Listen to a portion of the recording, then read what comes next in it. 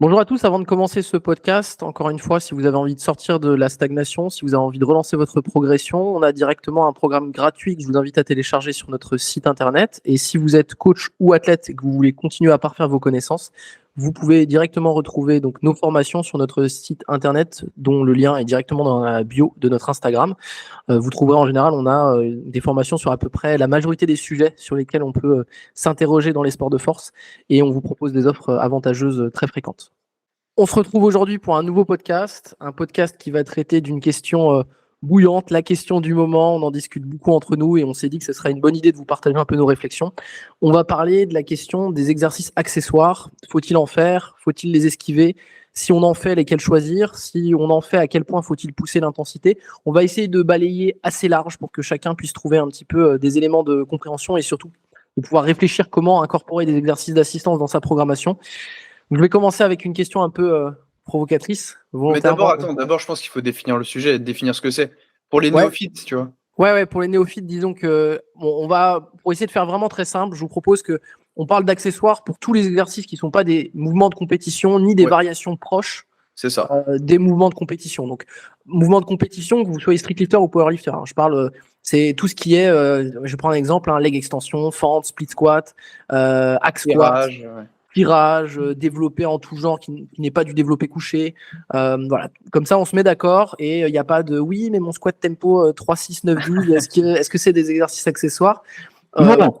On se met d'accord, non, c'est pas un accessoire. Les accessoires, faut-il en faire? Est-ce qu'il faut les esquiver? Romain? Bon, je pense que là-dessus, on va pouvoir passer assez vite parce que je pense que là-dessus, on sera tous les trois d'accord pour dire que c'est quand même quelque chose qui est important, ne serait-ce que pour le potentiel à long terme. Donc, c'est vrai que sur le court terme, pour des pratiquants qui ont plutôt tendance à chercher le transfert immédiat, forcément, des mouvements de compétition vont avoir un rendement immédiat qui va être plus rapide. Mais dans une optique long terme, même que ce soit en termes de prévention de blessures et de développement de son potentiel, pour construire une base musculaire globale, etc., c'est bien de changer un petit peu des axes, de sortir de tout le temps les mêmes axes, en fait. Ouais, Oui. bon, je rejoins Romain, que ce soit pour la masse musculaire au long terme ou bien dans une optique de préhab ou même de réhab, c'est très important. Et après, il va falloir juste doser ça correctement, faire ça au bon moment, avec le bon volume, la bonne intensité. Mais ça, c'est une problématique qui est très récurrente dans nos sports. Donc voilà, ouais, je pense qu'il n'y a pas énormément de choses à dire. Je sais pas si tu es d'un avis contraire, Roman. Non, je suis d'accord. Moi, je propose qu'on passe tout de suite à la question qui va avec. C'est quel pourcentage ou quelle dose dans un programme d'entraînement? C'est-à-dire les exercices accessoires sur un athlète. On va prendre l'exemple du powerlifter parce que pour le streetlifter, voilà, je pense que c'est un cas C'est un peu particulier. différent, ouais. C'est un peu différent, mais le powerlifter se pose souvent la question. Le streetlifter, il veut juste être musclé. Le Ouais, c'est- powerlifter, le powerlifter, il veut optimiser son amplitude. Les powerlifters, c'est combien de pourcents, si on peut dire un peu un pourcentage de la programmation des exercices accessoires? Bah, je pense que dans un premier temps, ça va dépendre du niveau de pratique de l'athlète. Depuis combien de temps il fait le sport, potentiellement à quel moment de la saison il est. Même si on ne fait pas, nous, de gros hors-saison avec que des accessoires, etc., il va quand même, à l'approche des compétitions, avoir un focus un petit peu plus important sur la spécificité. Mais je pense que d'une façon générale, de toute manière, il me semble qu'on avait fait un post Instagram là-dessus, avec les différents dosages en fonction des niveaux. Ouais. C'est Romain qui l'avait fait d'ailleurs. Mais je pense que pour un débutant, ça va être. En fait, il y a deux cas possibles sur le débutant. Déjà, on fait des sous-catégories. Sur le débutant, on va avoir des coachs qui vont programmer beaucoup de spécifiques pour qu'il intègre rapidement le pattern de compétition et qui du coup fera un petit peu moins de volume parce que mine de rien, un débutant, il n'a pas une capacité de travail incroyable. Et on va avoir le coach qui va doser ça un petit peu différemment, qui va faire une sorte de 50-50, qui va programmer suffisamment de travail de mouvement de compétition, mais qui à côté va quand même privilégier le travail des accessoires, parce que mine de rien, un débutant, voilà, en termes de proprioception, maîtrise de son corps, etc., on est proche du niveau zéro s'il n'y a pas de gros passés sportifs. C'est pas rare de voir en salle de musculation des personnes qui galèrent à faire des tirages verticaux à la poulie, par exemple. Et c'est juste parce que les gens n'ont pas l'habitude d'utiliser leur corps et de déplacer leur corps dans l'espace, en fait. Donc, je pense que les deux cas peuvent s'argumenter. Moi, j'axerai un petit peu plus sur le second. Et pour pas que je fasse un monologue trop long, je vous laisse faire les cas suivants. Romain, qu'est-ce que tu en penses? Je suis d'accord avec Soulé. En fait, j'aurais tendance à dire que dans l'idée, faudrait différencier les différents types de débutants. Mais si vraiment ça intéresse les gens qui écoutent ce podcast, je vous invite à télécharger la formation, créer S'il te plaît, son d'un peu premier plus blog loin, de FA. Hein? d'un peu plus loin, ça a grésillé de ouf. Ouais, mais en gros, créer son premier blog de FA, parce que là-dedans, pour le coup, on développe tout et je pense que ça permettra aux gens qui s'intéressent vraiment de réussir à se catégoriser et se placer là où il faut. Pardon. Et globalement, en gros, faut se dire que quelqu'un qui a fait, par exemple, un gros passé de muscu, bon, bah, peut-être qu'il aura besoin de moins de variété de mouvements, mais quelqu'un qui vient de se mettre à la force athlétique, c'est bien de ne pas l'enfermer dans 3 patterns comme ça, quoi. Là où j'aurais un peu, là où je pense que ce serait bien qu'on aille, les gars, c'est de voir déjà à quoi ça sert les exercices d'assistance et qu'est-ce qu'on met dedans, parce que les gens pensent souvent à la dimension réhab, hypertrophie, et souvent ils ont tendance à vraiment en fait mettre des trucs qui sont hyper mystiques, tu sais, dans les assistances. Genre, il faut faire des exos de fou, gainage unilatéral sur une jambe, sur bossu, etc., en tempo. Alors qu'en fait, il y a des moyens beaucoup plus simples de faire ça. D'ailleurs, j'ai fait un petit vocal dans le Telegram ce matin, là, pour ceux qui suivent. Je me suis un peu chauffé, mais j'en reparlerai un peu tout à l'heure.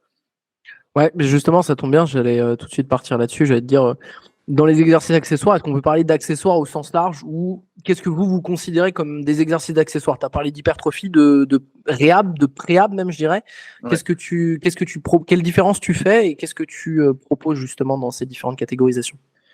Je dirais que la réhab et préhab, déjà, c'est l'optique enfin, je dirais surtout dans une optique de réhab, parce que préhab, ça dépend vraiment des cas, mais réhab, c'est surtout de chercher à maintenir certaines amplitudes, regagner un peu de tolérance, regagner un peu d'amplitude, parfois quand c'est pas possible de refaire un squat proprement. En termes de réhab et préhab, enfin, pour moi, on va d'abord se focus sur l'aspect réhab, mais parce que préhab, ça dépend vraiment des gens, mais dans préhab, tu peux englober un peu tout et rien. Pour moi, dans la réhab, le truc, c'est surtout de chercher à regagner de l'amplitude, recréer de la tolérance, etc. C'est des trucs qu'on a entendus des centaines de fois.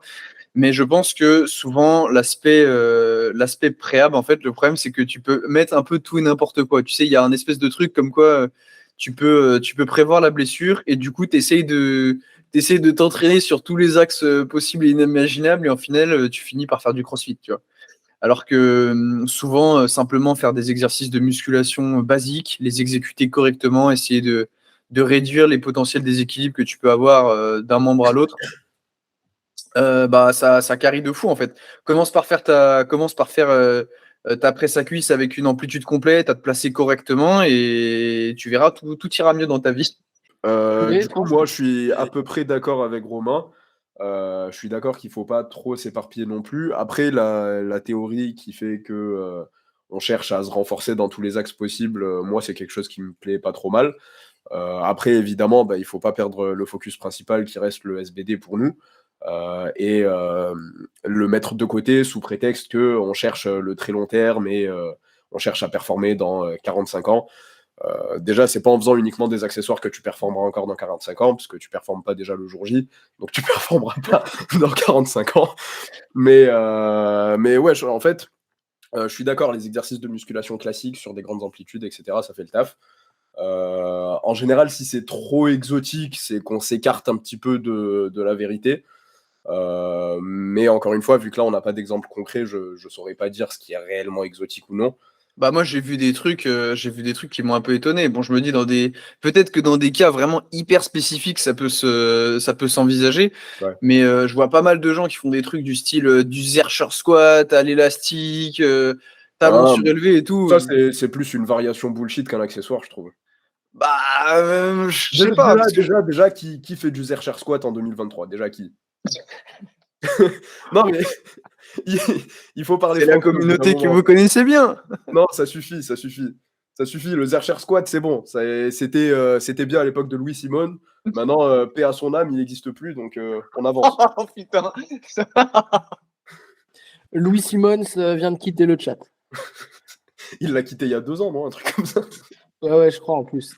Non, force à lui. Bah, pas force à lui, paix à son âme, mais vas-y, bref, on va avancer. Non, Donc, mais en ouais, gros, c'est ça. Moi, je veux éviter que, sous couvert de il faut se renforcer sur des axes différents, etc., tu te mettes à faire tout et n'importe quoi parce qu'en fait, à partir du moment où tu cherches à renforcer un axe, tu sais, il y a des gens qui vont te dire oui, mais il y a des petits. En fait, je vais te dire un truc. À partir du moment où tu fais un hack squat, un soulevé de terre jambes tendues, une poussée horizontale, un tirage horizontal, tu as déjà tapé 99% des muscles du corps humain ou presque, tu vois. Il reste les twists, c'est important. Les Oui, twists. c'est ça. Ok, tu peux dire les twists, tu peux dire les développés verticaux, d'accord. Ouais. Mais ce que je veux dire, c'est que t'as pas besoin de partir sur des mouvements complètement what the fuck sous couvert de prophylaxie pour. Ah, mais je suis d'accord. Et puis en plus, l'exemple que tu as donné, c'est même pas bosser sur un axe différent. Tu bosses pas sur un axe différent, tu bosses juste bizarrement, c'est tout. Et puis surtout, tu dois pouvoir forcer en fait pour te renforcer. Tu as besoin de pouvoir pousser. C'est-à-dire que tu vois, il y a des Exactement. exercices en fait, ils sont pas entre guillemets chargeables, laudables. Je sais pas comment on dira, mais Ouais. je sais pas. Tu veux renforcer. Je vais prendre mon exemple classique, mais moi, quand je me suis déchiré mon quad là, ce qu'on a fait, c'est qu'on est reparti sur du 6-6 squat, on est reparti sur du split squat avec un talon surélevé, et on a été progressé dessus en fait. Et on a choisi ces exercices parce qu'on pouvait les charger. Si on n'a pas commencé à faire des trucs hyper exotiques qu'on pouvait pas charger parce que pour renforcer ces axes-là, il faut que tu aies une progression dessus. Donc, le fait qu'au début, quand c'est des nouveaux patterns, bah, rien que le fait que ce soit des nouveaux patterns, c'est une surcharge progressive. Mais le fait de rester là-dessus, tu vas pas avancer, en fait. Et ça, je pense que c'est une grosse erreur qui est pas comprise dans les accessoires, c'est que les accessoires, ils ont un but. Si vous savez pas pourquoi vous les faites, bah, les faites pas, en fait. Dans ce cas-là, virez l'air, ajoutez-vous du volume sur les mouvements de base. Et si vous les faites, réfléchissez comment les choisir. Et ça, on va en discuter. Et surtout, est-ce qu'on peut les charger? Quand on voit, il y a des trucs, c'est inchargeable, quoi. On voit des mouvements, on se dit, mais comment tu veux charger ça, quoi? Ça donne des trucs, je vois des trucs what the fuck, mais c'est inchargeable, en fait. Je pourrais même aller plus loin que toi, c'est que, tu vois, dans le cas qu'on a décrit, tu as fait un 6-6 squat parce que aussi, il faut dire que tu t'entraînes dans la salle orange, tu vois, et qu'en termes de machine de qualité, on est assez limité, mais si on avait eu un bon pendulum squat avec une bonne amplitude, on aurait sûrement fait ça. C'était exactement le sujet de ce dont je parlais ce matin, mais c'est que, en fait, dans la majorité des cas, enfin, dans même une immense majorité de cas, les machines sont mieux. Et en fait, les powerlifters aiment trop rester sur les poids libres parce que tu développes de la vraie force, etc. Bon, c'est cool parce que tu développes ton gainage, parce que c'est facile d'avoir accès à une barre, des haltères, etc. Mais dans énormément de cas, une machine, c'est mieux parce que après ta séance, quand tu auras balancé toutes tes ressources sur ton squat, ton bench, etc., parce que tu seras fatigué à force de brace, tu seras essoufflé, tu n'auras plus la concentration nécessaire. Se mettre sur une machine sur laquelle tu es bien calé, tu peux surcharger sans te demander si tu vas finir à l'hôpital, c'est le Graal en fait. C'est le Graal. Et il y a beaucoup de choses. Chercher plus d'amplitude sur le genou, chercher plus de charge, tout ça, c'est des trucs que tu peux bosser sur une machine. Et dans une immense majorité de cas, moi je sais que je programme aussi des exos au poids libre parce que forcément, tu as des problèmes que les machines vont avoir du mal à corriger. Je pense notamment à la problématique de gainage, etc. Mais c'est pas la seule. Les poids libres, c'est aussi souvent parce qu'on est limité au niveau des machines, tu vois. Il faut dire ce qui est aussi. Ouais, parce que quand tu es super fort au bench comme Romain, eh ben, tu charges la chest press à 100% et tu fais 20 reps. Donc au final, ça n'a plus aucun intérêt puisque tu peux plus surcharger en fait. Non, j'ai trouvé une astuce. Je vais utiliser des élastiques pour rajouter des disques au niveau des poignets. Et vu que le bras de levier il sera plus défavorable, je mettrai plus de temps à surcharger comme ça. Ok, Ronnie. Ok, Non, parce que je fais mon petit tempo, je fais ma petite pause en bas, je fais vraiment une chest press de premier de la classe. Nassim Saïli serait fier.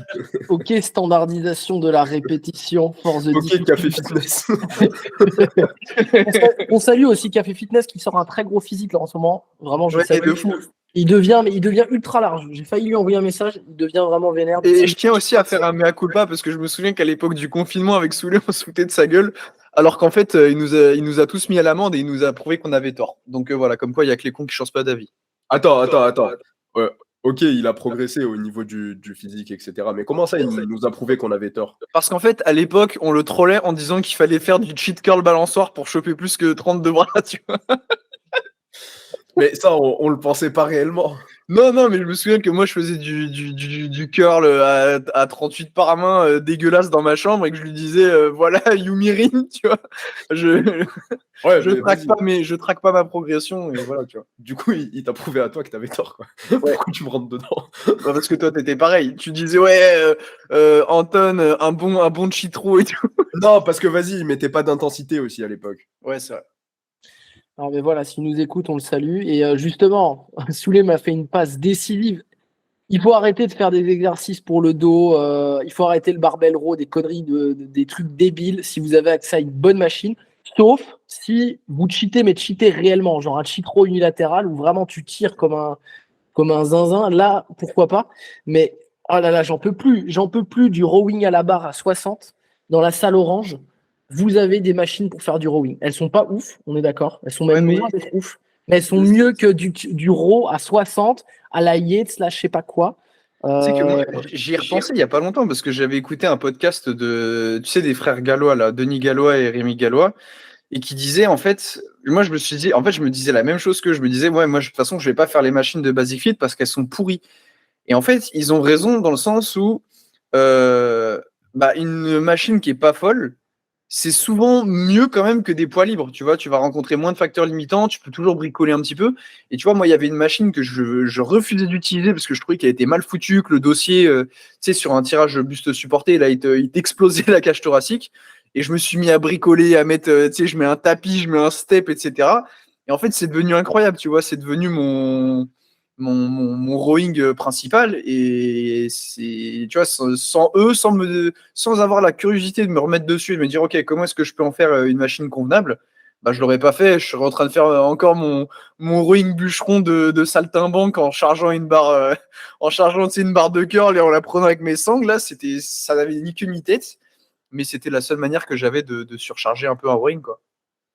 je pense que sur les exercices accessoires, pardon, en fait, si vous voulez faire de l'hypertrophie, il faut pas avoir peur des machines, en fait. Ça, je pense, c'est un truc, même si vous êtes dans une salle de merde, des salles qui notamment sont de couleur blanche et orange, ça peut arriver. Euh, une petite astuce que j'emprunte à monsieur Michael D. Gundil, notre ami de la masse. En fait, une machine pourrie, tu la fais en unilatéral, elle Ouais, devient ouais, OK. ouais. Elle devient OK, en fait. Parce que tu peux toujours te caler un peu, tu peux toujours te twister un peu, enfin bref, tu peux trouver un moyen. Et je pense que c'est pas une excuse, en fait. Je pense les mauvaises machines, ouais, OK, c'est pas ouf, mais si t'as que ça, t'as que ça. Justement, je voulais voir avec vous, les gars, pour qu'on puisse donner des exemples aussi un peu concrets pour ceux qui nous écoutent. 3 exercices, 3 accessoires que vous programmez en général et pourquoi vous les programmez. Tu veux commencer, Soulé, ou? Moi, je réfléchis, vas-y. Ok. Il y a le split squat qui revient beaucoup parce que des bonnes machines pour les cuisses, bah il y en a pas toujours. Pour le coup, la presse à cuisse Matrix sur rail, là, je pense que ça fait partie des pires machines, des pires machines qu'on a dans la salle orange. Il y a d'autres trucs qui sont ok, mais surtout l'avantage du split squat, c'est que quand on a régulièrement des douleurs à la sacro-iliaque, c'est quelque chose qui fait beaucoup de bien. On peut facilement moduler l'amplitude en rajoutant un step. On a quand même un travail en unilatéral. On peut pareil moduler un peu l'exécution en fonction de si on veut plus d'extension de genoux, plus d'extension de hanches. Donc pour moi, c'est un très bon exo, que ce soit pour l'hypertrophie, pour la réhab, pour la dimension unilatérale. Ensuite, je dirais un bon tirage buste supporté, un bon tirage horizontal. Je trouve que ça fait toujours le taf. Et ensuite, si je devais en donner un autre, là tu me poses une colle, j'ai épuisé la majorité. Qu'est-ce que je pourrais mettre en plus? En troisième, il faut absolument que j'en ai un troisième ou pas? Sinon, je peux prendre le relais si tu veux. Ouais, vas-y, ça peut être une réponse conjointe. Du coup, moi, je vais dissocier powerlifter et streetlifter parce que là, je pense que ça peut être intéressant pour cette réponse-là. Ouais, forcément. Pour les powerlifters, une assistance que j'aime beaucoup programmer, bah, c'est les tractions. Et pour les streetlifters, cette assistance, ça devient du RDL en fait. Parce que le streetlifter, il a tendance à avoir un très très bon haut du dos, des dorsaux solides, des trapèzes solides, mais un gros point faible au niveau du bas du dos. Et ce point faible, en général, il aura tendance à être omniprésent si on fait que du squat. Et après, ça va même être ça le facteur limitant, parce que prendre des jambes, ça, ils savent faire. En général, ils ont tapé beaucoup de barrettes, ou bien ils en font après, etc. Mais en termes de lombaire, c'est assez faible, et c'est le point faible le plus récurrent chez les streetlifters. Et c'est pour ça que du coup, je programme un RDL. Derrière, il arrive à bien travailler son hinge. Il n'y a pas beaucoup de hinge en streetlifting. Donc, c'est tout bénef. Et du coup, c'est l'opposé en fait pour le power. Le power, il a déjà un low back assez solide. Ça travaille bien, que ce soit sur le squat ou sur le terre. Même sur les sumos, en général, c'est rare d'avoir des power avec des sumos, avec le buste ultra vertical, etc. Donc ça bosse quand même, mine de rien. Mais le haut du dos est assez délaissé, donc traction, très très bon accessoire pour les powerlifters. Alors moi j'allais dire que aussi par rapport pour rebondir sur ce que disait Souley, j'aime bien aussi souvent avoir des parce que j'aime pas mettre 36 000 exercices d'assistance parce que déjà je pense que c'est bien d'avoir je préfère en faire moins en termes de quantité mais que ce soit mieux fait, tu vois, pousser l'effort suffisamment proche de l'échec. D'ailleurs c'est aussi pour ça que souvent je mets des RPE 7 ou 8 sur les assistances parce que je sais qu'il y a des zinzins qui si je leur dis pas de garder 2 reps en réserve, ça va partir sur le protège-dents, les sangles de tirage et ça va partir en couille, tu vois. Ouais, Donc, moi, donc ça, malheureusement, je suis obligé. Mais sinon, par exemple, tu vois, tu as donné l'exemple des tractions. Moi, les tractions, j'aimais bien aussi parce que je me disais, bon, déjà, il y a le côté hypertrophie du corps et tu as aussi le côté, tu détends un peu le dos. Tu vois, si tu as fait des tractions, du RDL avant ou du squat, que tu t'es bien, tu sais, ça fait du bien parfois de décompresser un peu et du coup, tu fais du 2 en 1. Mais sinon, d'un point de vue purement développement musculaire, moi, les tractions, je suis pas hyper fan dans le sens où, bon là tu vas dire que je chipote, mais en fonction de la barre que tu as, etc., c'est pas toujours opti, tu as tendance à te balancer et tout. Moi j'aime bien pouvoir pousser l'effort à fond sans être limité par le fait que je me balance, ou tu vois. Bon, après, c'est une question de bien savoir faire les tractions aussi, tu vois, c'est un mouvement à part. Oui, certes. Mais je veux dire, tu auras toujours moins de difficultés à te stabiliser sur une machine, surtout ça en fait. Bah, à part si tu bosses le mouvement, mais oui, bref. Oui, non, mais c'est comme si tu me disais, oui, c'est aussi facile de gainer un squat que sur un hack squat, tu vois, c'est pas le cas. Mais c'est que ça demande une vraie. Enfin, les tractions, avant que tu puisses pousser l'effort où il faut, c'est que ça demande un certain apprentissage. J'ai une courbe Oui, d'apprentissage, il faut que tu apprennes. Mais je comprends vos Et arguments. je pense que Après, sur les encore, tractions, tu te balances un peu, etc., c'est pas un problème, c'est toujours le dos qui va être en échec ou bien les biceps, tu vois. ouais, mais en fait, ce que je voulais dire, c'est que si tu veux, il y a aussi ce truc où si tu fais des tractions au poids de corps, tu as toujours l'impression quand tu es à l'échec, quand tu as fini ta série, tu as toujours l'impression que tu aurais pu en faire plus. Tu vois ce que je veux dire? Tu as cette sensation vraiment désagréable, alors que si tu fais ton tirage unilatéral poulie haute, que tu as terminé, tu sais que tu as terminé. Tu vois, Ouais, ça se défend, ça se défend. Mais je reste bien fan des tractions, personnellement. tu as le droit d'avoir tort. Allez. T'as le droit d'être une merde, Romain. Allez, passe. On a oublié, je pense que quand on a parlé des lombaires, Souley, on a oublié de dire faut taffer les T'as lombaires. fait les lombaires, tonton. Je pense ça, il faut le rajouter. Moi, je me repose la question à moi-même. Roman, qu'est-ce que tu penses comme exercice? Ça m'intéresse pas, on passe à la question suivante. Question suivante. Non, dis-moi. non, en vrai, moi, je vais partir sur 3 exos. Parce que là-dessus, je vous rejoins à 100%. Je dirais, les 3 exos, vous avez des bons axes. Moi, c'est pas un hasard. Enfin, je veux dire, on utilise la même chose, donc normalement, on est à peu près cohérent. Mais en fait, moi, je vois ça un peu comme 3 types de mouvements que je trouve intéressants. Il y a de l'unilatéral sur les jambes, que ce soit orienté flexion de hanche ou flexion de genou. Donc, typiquement, soit un split squat, soit un RDL unilatéral. Moi, j'aime bien avoir un exo de gainage qui challenge vraiment. Donc, vraiment un truc style. Un truc où en fait on peut surcharger. Moi, j'aime bien le farmer unilatéral, j'aime bien le pull-off, press. Enfin bref, j'aime bien des exercices où on peut un peu pousser la machine. Je trouve ça pas mal. Et j'aime bien les exos. Ça, je mets une grande famille là-dessus, mais je pense que c'est vraiment pas mal. Je pense que c'est une zone qui est un peu négligée. Moi, j'aime bien soit du leg curl. Je trouve que c'est vraiment sympa d'aller pouvoir taffer les ischios vraiment avec un gros focus dessus. Et je suis en train de retomber fou amoureux aussi des extensions lombaires bien faites avec un focus hinge. C'est-à-dire vraiment, tu vois, des extensions de hanches où tu te focalises sur le fait d'aller contracter tes fesses, enfin vraiment un truc propre, où tu réapprends ta mécanique de hinge.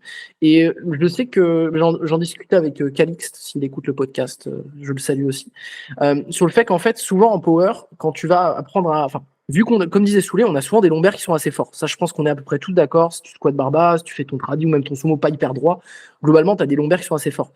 Mais progressivement, je remarque qu'il y a une sorte de courbe un peu bizarre où d'abord tu apprends un hinge, au bout d'un moment, tu deviens tellement fort au soulevé de terre que tes lombaires deviennent super forts et tu oublies comment hinge et tu dois réapprendre à hinge en fait un peu plus tard. Et je trouve que garder soit un RDL alter, soit un RDL avec. Et là, dans ce cas-là, c'est pas vraiment un accessoire, mais vous me comprendrez, soit une extension lombaire avec un gros focus sur le hinge. Là, c'est ce qu'on a fait, par exemple, sur mon bloc avec Romain. Et ça a été, mais un énorme game changer. Parce qu'en fait, je me suis rendu compte à quel point j'étais devenu fainéant sur mon hinge, en fait. C'est-à-dire que j'étais devenu, je tirais avec le haut du dos rond et en fait, j'avais suffisamment de force pour dérouler, donc je me posais là-dessus. Donc, n'hésitez pas un peu à retourner là-dessus sur des, entre guillemets, des régressions. Ouais, des Pour fondamentaux. Ouais, voilà, pour restabiliser un pattern, en fait. Et j'en ajoute un quatrième parce que c'est moi qui pose des questions. J'en rajoute un quatrième. J'en rajoute un quatrième parce que ça, c'était le père Soulé qui le programmait et je trouvais ça vraiment, vraiment malin.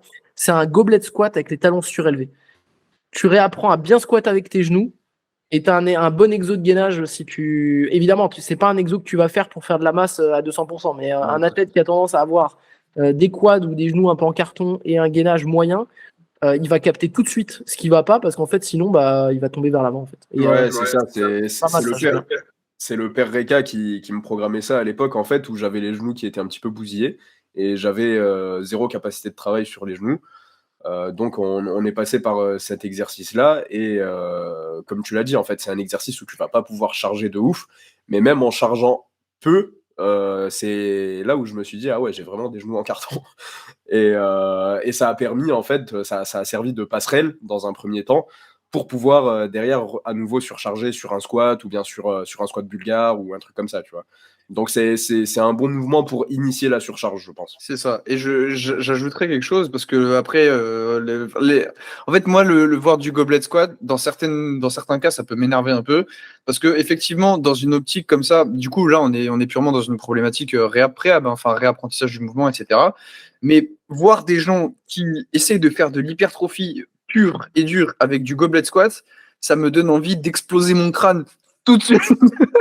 Parce qu'en fait, je me dis, mais en fait, à quel moment dans ton cerveau, tu te dis, ok, j'ai un squat à plus de 200, je vais faire du goblet squat à 30 kilos, c'est sûr, mes quadriceps vont exploser. Je vais gagner des milliers de fibres musculaires en faisant du goblet squat.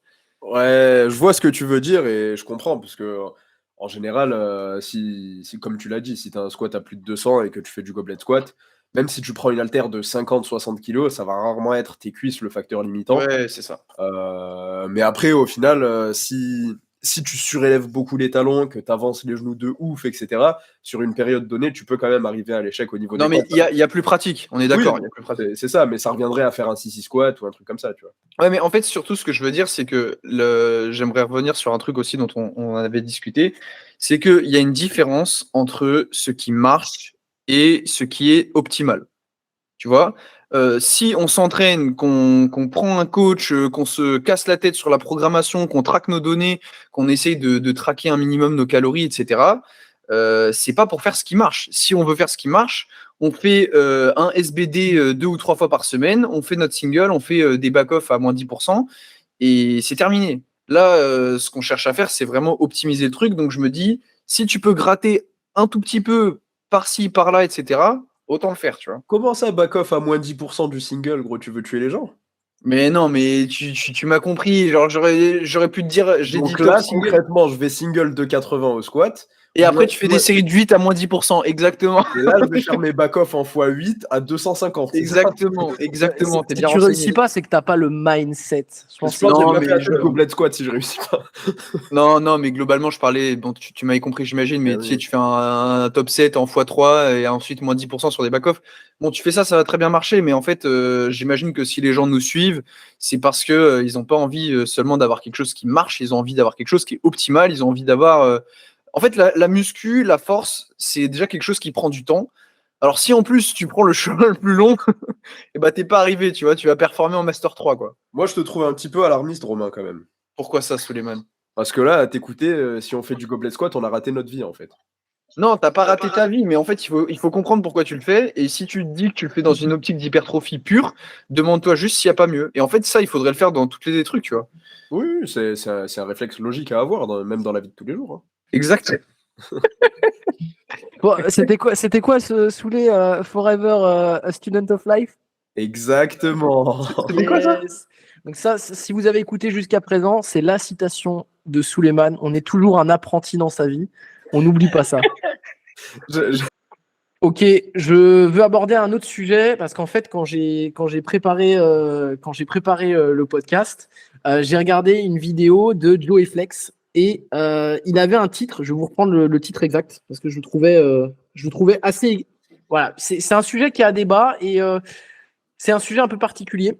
Encore une fois, dans un cadre de power. Hein. On parle bien d'un sport qui est donc sur les 3 mouvements où on a une dominante qui est plutôt bas du corps. On est d'accord là-dessus, jusque-là, on s'accorde à peu près. Et la vidéo qu'il avait sortie, que je trouvais pas mal, et j'en discutais avec Ambre, si Ambre nous écoute, parce qu'Ambre n'arrive pas à encaisser du volume sur le bas du corps, elle est trop fatiguée. Sinon, en fait, son squat se casse complètement la gueule. Et le titre de Joe Flex, et je trouvais assez intéressant, c'était Zero Leg Accessories for a Big Squat. Est-ce qu'on peut une fois qu'on a atteint un certain niveau, est-ce que le fait de faire du hack squat, le fait de faire du bell squat, enfin des exercices qui vont taxer les quads à fond, c'est pas contre-productif parce que ça bouffe trop de ressources? Je voulais un peu votre avis là-dessus parce que je vois beaucoup d'assistance, beaucoup d'exercices accessoires pour le haut du corps. J'en vois à fond, enfin je veux dire voir des tirages, des chest press, des développés, ça j'en vois en long, en large et en travers. Et je vois beaucoup, enfin, et même moi, je me rends compte que c'est vraiment ce que je personnalise beaucoup, c'est les accessoires bas du dos, les accessoires cuisses, disons quadri ischio, hein, je fais pas la distinction, mais qu'est-ce que vous en pensez de ça? Est-ce qu'il n'y a pas un moment donné où en fait le squat est tellement taxant, le terre est tellement taxant que rajouter de l'assistance cuisse, en fait, le stimulus to fatigue ratio, il n'est pas bon en fait? Alors, moi, je pense que ça dépend énormément. Bon, forcément, ça dépend énormément des cas, etc. Ça dépend de ta manière de squatter, parce que mine de rien, si tu as un squat où tu es super droit, etc., forcément, tes quadriceps vont être un peu plus mis à l'amende. Après, il y a aussi un truc qu'il faut se dire, c'est que le squat, c'est quand même un truc sur lequel, généralement, le facteur limitant, c'est pas les cuisses, quoi. Tu vas pas souvent rater un squat parce que tu n'as plus de jus dans les jambes. Évidemment, ça peut arriver. Hein. Je dis pas que c'est impossible.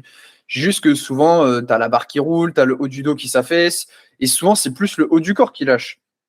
Donc, je pense que rajouter quelques séries de hack squat, de bell squat, etc., ça peut être worth it à partir du moment où c'est pas fait n'importe comment et tu te mets pas à avoir 15 séries d'hypertrophie lourde bas du corps pour 8 séries de squat dans la semaine. Tu vois, là, ça devient débile. Mais par exemple, moi, je vais donner mon cas. Actuellement, j'ai pas un volume au squat qui est délirant. Je dois avoir 8 ou 9 séries par semaine, quelque chose comme ça. Et en parallèle, j'ai peut-être 6 séries d'hypertrophie. Bon, pour le coup, je les pousse assez loin au niveau de l'échec, etc. Mais je fais en sorte que ce soit pas trop taxant non plus. Je vais pas me mettre à faire des quarts de rep sous ammoniac, etc. Je fais ma petite pause, je fais mon petit tempo, je termine, j'ai les quads fumés. Et pourtant, ça me dérange pas sur mon squat. Donc après, évidemment, il ne faut pas prendre son cas pour une généralité et en faire une règle pour tout le monde. Mais je pense que pour la majorité des athlètes, rajouter au compte-gouttes quelques séries d'hypertrophie pour le bas du corps, ça ne va pas les tuer, quoi. Ouais, c'est ça. En fait, moi, j'ai remarqué que depuis quelques temps, je fais quasiment plus d'assistance sur le bas du corps. Ça m'a pas empêché de bien progresser jusque-là. J'ai gagné peut-être 10-15 kilos par an sur mon squat depuis 2 ans. Donc, c'est plutôt sympa. Mais je me pose la question en ce moment de est-ce que ce serait pas bénéfique? Donc, je pars pas du principe que, OK, j'ai progressé, c'est ce qu'il faut faire. Je me dis, est-ce que j'aurais pas pu plus progresser en faisant autre chose, tu vois? Forever student of life, il se dit ça marche, mais est-ce que c'est optimal? Bah ouais, on y revient, c'est ça. Quel C'est toi fin qui- stratège, s'il vous plaît. Pourquoi vous vous Ah, mais foutez de ma gueule en non, fait mais- dans cette non, mais je comprends. Non, mais je suis 100% d'accord avec Souley parce que Romain, c'est pareil. Il me dit toujours, ouais, t'as des bonnes cuisses, machin truc. On a remis de la presse à cuisse. Moi, je me défonce sur la presse à cuisse. Ma presse à cuisse, je la pousse, mais vraiment, j'y vais, tu vois. Et j'ai jamais eu les quads aussi forts. J'ai jamais été aussi bon. Et je comprends ce que veut dire Souley parce qu'en fait, t'as ce côté toujours où tu te dis, est-ce que cet accessoire, même si c'est un truc, même si dans le quad, t'es déjà bon, est-ce que tu peux pas être encore meilleur dessus? Non, mais bien sûr. Et puis, on a tous l'exemple d'un mec on a tous récupéré un athlète qui est un ancien body, qui sait pas brace sur son squat et qui a déjà un squat à 180 alors qu'il sait pas brace. Donc oui, forcément, le fait d'avoir plus de cuisses, ça va te permettre de potentiellement régler un problème en fait, ça va te permettre de renforcer. C'est difficile à expliquer, mais ça va te permettre d'atténuer le fait que tu es un bracing pourri, en fait, tu vois.